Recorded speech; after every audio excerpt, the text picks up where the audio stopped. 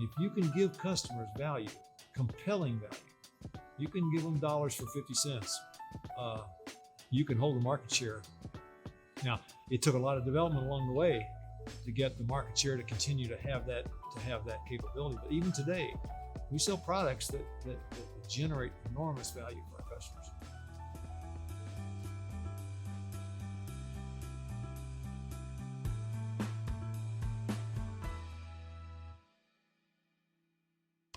My sister and I, probably at age 8, opened a lemonade stand, literally, on the Louisville Transit bus turnaround on Barrett Avenue in the Highlands. We hauled the lemonade down in these old glass pitchers at the time with a bucket of ice, and we sold a pretty good amount of lemonade. Cost of goods was unbelievable because we got the lemonade out of my parents' kitchen. I had a grass cutting route very quickly, and I can remember that the handle of the lawnmower was right in front of my eyes when I first started. And I can remember hitting myself in the head with the handle of the lawnmower. I had a very, very profitable paper route, 300 papers, again in the Highlands. Did handiwork around some of the same people that I cut grass for. And I was the richest 10-year-old kid you ever saw in your life. I was probably, relatively speaking, richer when I was 10 than I have ever been. My brother, next younger brother, and I were close buddies and very collaborative and very inventive. And he's very inventive as well. One breakthrough time, my grandmother bought a new house and gave us her lawnmower, her motorized lawnmower. Now, this was a real style lawnmower, but it had a motor and a chain and drove the wheels. And we made more things out of the components of that lawnmower than you can imagine. We had been making go-karts, non-powered go-karts, since we were 7 or 8 years old, but we launched into making a go-kart. Now, this was long before go-karts were really around, but it was a fabulous go-kart, and actually would pull things, and we pulled the wagons. We put as many as 5 wagons together and pulled them around the neighborhood with neighborhood kids. A little later, using many of the same components, we built a snowmobile. It's a belt-driven, over-the-snow device, and this was 25 years before snowmobiles, and ran it out on Cherokee Park. Has got a big lake that had snow and ice on it. Ran it across the snow and ice, and people were amazed. It actually ran pretty well. And then my brother Bill got this wild idea that he was going to make a human-powered helicopter. Popular Science and Popular Mechanics were the magazines that we read cover to cover every day. And this idea that we could make a helicopter, power it with a bicycle, and lift ourselves off the ground was really a fabulous dream of his and mine, and I joined in. And so it actually came to pass. Did all the research. We figured we had to generate so much horsepower. He weighed about 70 pounds at the time, and we figured out the weight, and built this. Basically, was a bicycle frame connected to a shaft that ran a propeller. And I have to confess, we never got off the ground, but we gave it one heck of a try, and it was fun. Of course, people thought we were crazy. My parents thought we were crazy. At moments in time, we thought we were crazy, but he and I were always kind of inventor, developer, pushing the envelope in all kinds of areas.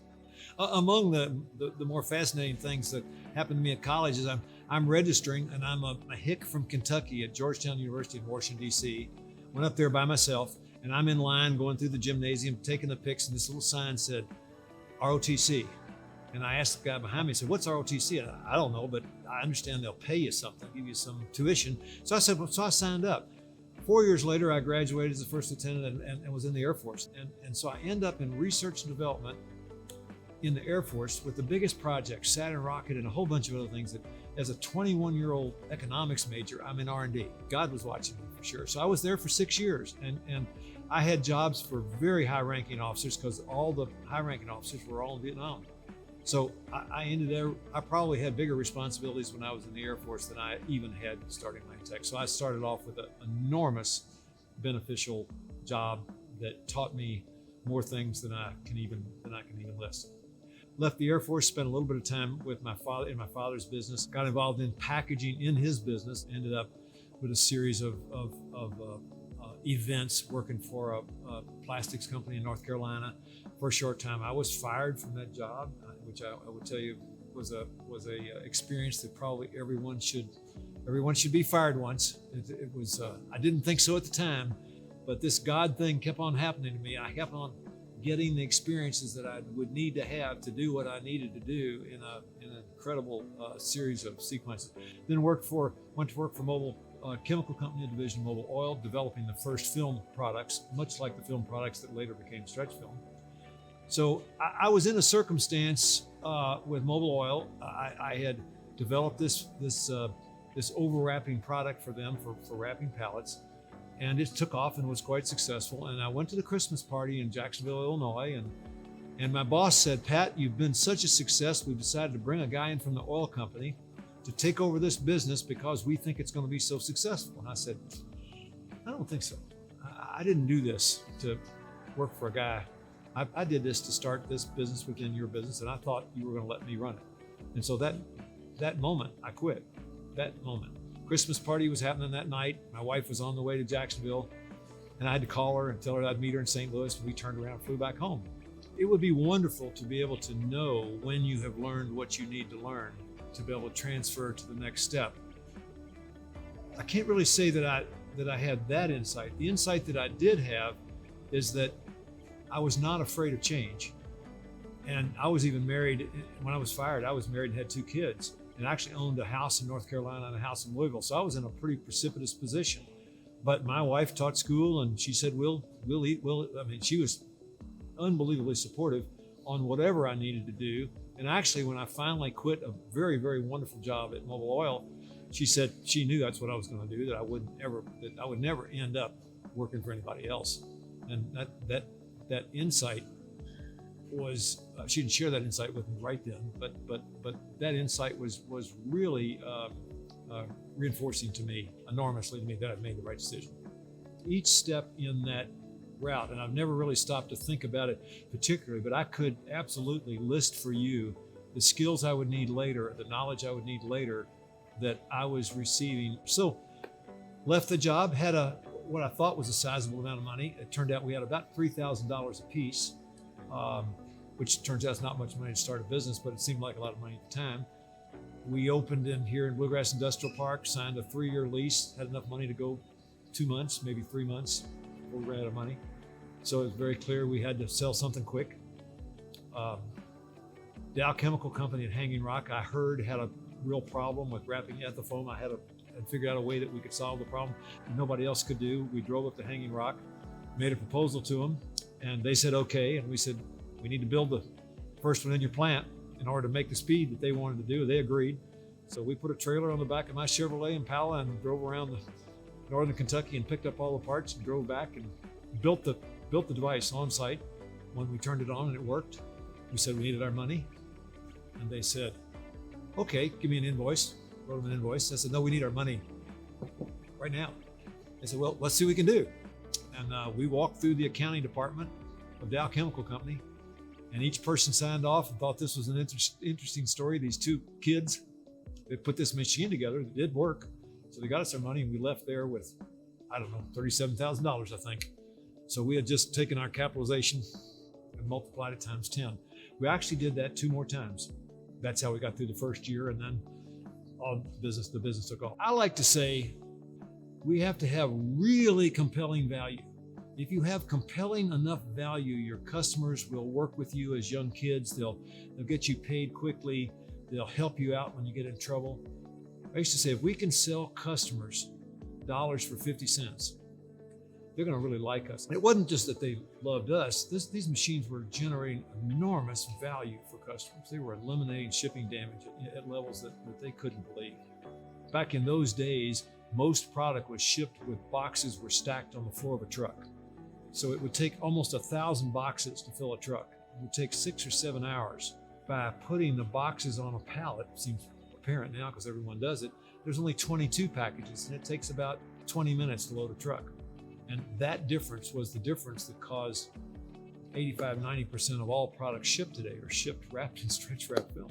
And it's for that simple reason. We found a value proposition that was just inescapable. Now, it took a lot of development along the way to get the market share to continue to have that capability. But even today, we sell products that generate enormous value for our customers. So when did I feel like I made it? Well, I don't feel like I've made it yet.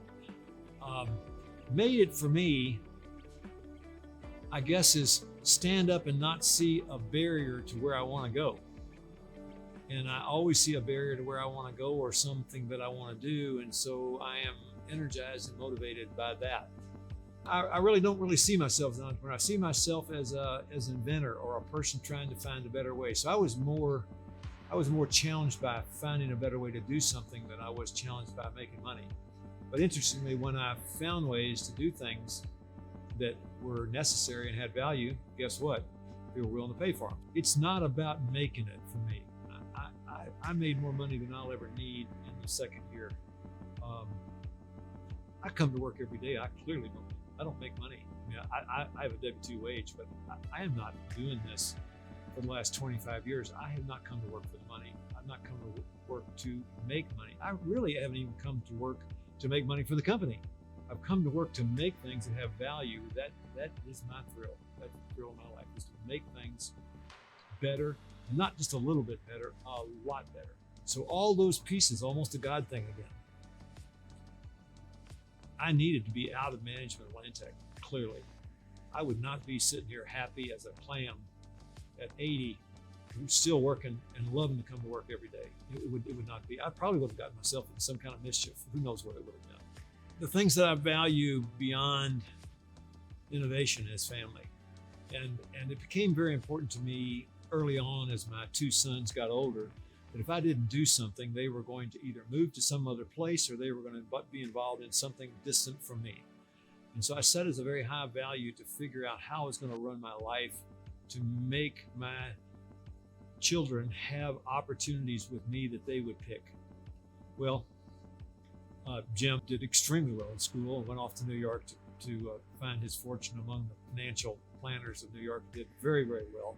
So it was very clear to me that he wasn't coming back to Louisville, Kentucky. I had my work cut out for me. So I went to New York with a simple plan. What would it take to get you to move back to Louisville? And I don't know whether he said it first or I said it first, but someone said, I need to be CEO in a fairly short period of time, and I need to move to the position where I control the company, ultimately to own the company. So we put together a plan, approximately a 20-year plan that would accomplish those objectives with milestones on them.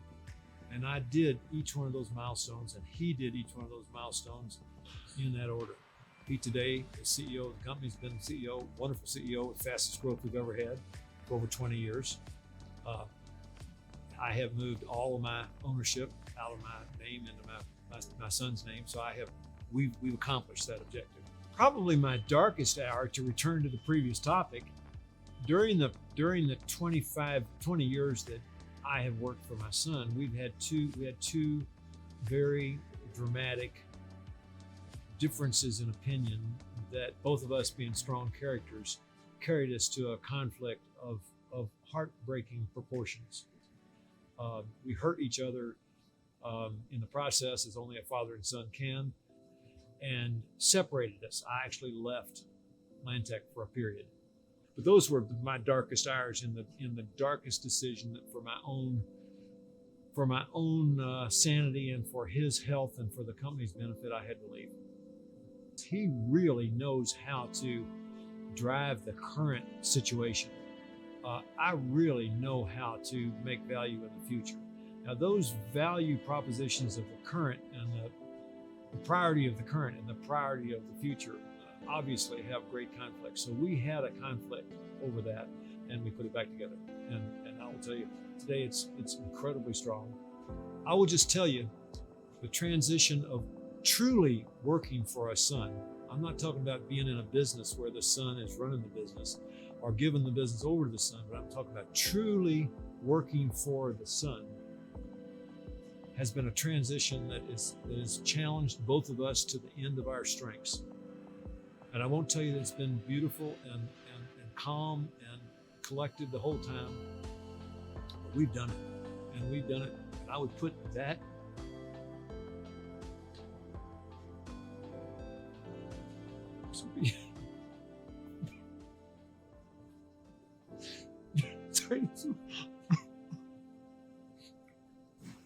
that will be the accomplishment that I will want on my tombstone. I'll give you a little background on what just happened. I lost my wife about 3 years ago after a 10-year caretaking of her with Alzheimer's. And so it sort of capitalizes my family connection. And much of what I did during that period was get in touch with some capabilities of myself that I didn't know I had, which made me enormously more vulnerable than I'd ever been. So I've lived that 10 years and the 3 years after that, those 13 years, in ever increasing connections with my values. And for some reason, the emotionality of connecting to those values produces the result that you saw. It reflects the conviction about the value of what we did, not the money that we made. Human values don't have to be compromised for commercial values. And that sounds like a simple thing. That is a statement that my brother and I set and committed to in 1972. If you saw our employee handbook, you would see it filled with values that came from that time that are not just written in a book, but are values that I won't say we've perfectly implemented. We're now 600 people, but at its core, many people will tell you it's evident that value is there. The values in family are loyalty, protection, support, affirmation. Those values we really have worked. I personally have really worked from the beginning.